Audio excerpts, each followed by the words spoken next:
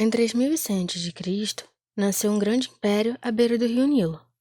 Ali foi construída uma história que irá durar mais de 3.000 anos. Estamos falando da terra dos faraós e de suas grandes produções para a humanidade.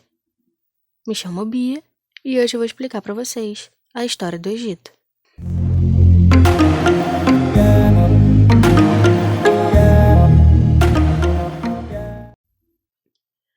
Por volta do ano 5000 a.C., haviam diversos clãs que habitavam ao redor do rio Nilo.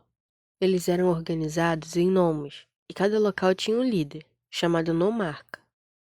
Eles se desenvolveram muito por ali, tiveram domínio da agricultura e com isso formaram cidades. Entre guerras e desenvolvimentos, essas cidades se unificaram e deram origem a dois reinos distintos, o Baixo Egito e o Alto Egito. Até que em 3100, o governante do Alto Egito, Menés, dominou outro reino e formou um império, que será a terra dos grandes faraós e que vai se perpetuar até os anos 30 a.C. Esse grande espaço de tempo se dividiu em três fases: o Antigo Império, o Médio Império e o Novo Império. E a partir do século VI, a história do Egito é marcada pelos domínios persas, macedônios, romanos, árabes, até chegar ao seu fim. Os egípcios acreditavam em muitos deuses, que se apresentavam na forma humana e animal. Eles diziam que a origem de tudo veio de Ra, o deus Sol, e que Horus, o deus da luz, combatia Seth todos os dias. Assim, o dia só amanheceria se Horus vencesse o combate contra Seth, dando luz ao Egito. Horus representava a força do faraó, ou seja, a figura faraônica carregava uma ideia de onipotência. Ele era considerado a suprema autoridade religiosa, militar, civil e judiciária. Os deuses eram os criadores do universo e alguns auxiliavam na vida após a morte. Os egípcios acreditavam que após a morte, o deus Anubis iria julgar as ações que você tivesse cometido em vida. Para isso, Anubis pesaria seu coração. Ele teria que ser mais leve que uma pena. Caso contrário, você seria punido. E se seu coração fosse mais leve, Anubis te conduziria a uma vida eterna com Osíris. Daí a lógica da mumificação. Eles tiravam seus órgãos, mas deixavam seu coração, que seria sua chave para a vida eterna. Assim como os rios Tigre e Eufrates moldaram a sociedade mesopotâmica, o rio Nilo moldou a sociedade egípcia. Ambas eram civilizações hidráulicas, ou seja, dependiam dos canais de irrigação para sua sobrevivência. Mas, diferentemente dos rios mesopotâmicos, o Nilo era mais tranquilo e não foi necessária a construção daqueles grandes projetos de engenharia hidráulica. Em julho, as águas tornavam-se lamacentas, ganhando uma cor castanha avermelhada, que é o que proporcionava toda essa fertilidade. E no verão vem a época das cheias.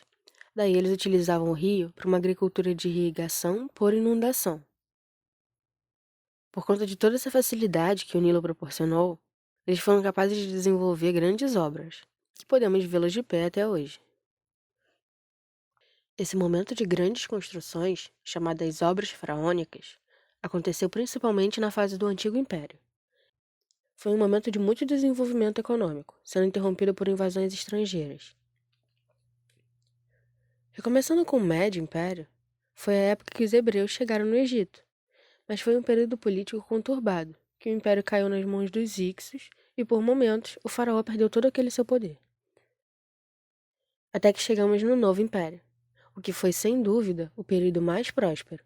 Ganhavam todas as guerras, e com isso, os agradecimentos aos deuses aumentavam. Mas houve um acontecimento inesperado. Um faraó, chamado Amenófis, resolveu romper com a ideia de politeísmo e disse que só havia um deus, chamado Atum. Esse deus se manifestava pelos raios do sol e seria Atum que teria criado o mundo. Com isso, ele mudou seu nome para Akhenaton. Ele fechou os templos dos outros deuses e construiu um templo para o Deus único. Acontece que não seria tão fácil assim romper com uma tradição milenar.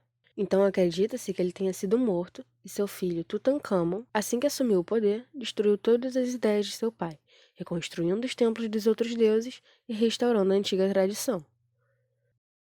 Daí em diante, teremos os grandes faraós conhecidos: os Ramsés, as Cleópatras, Hatshepsut, dentre outros. No Egito, as mulheres teriam direito ao governo caso não houvesse sucessores homens, e na sociedade em geral, apesar de cuidarem dos assuntos domésticos, poderiam exercer muitos cargos.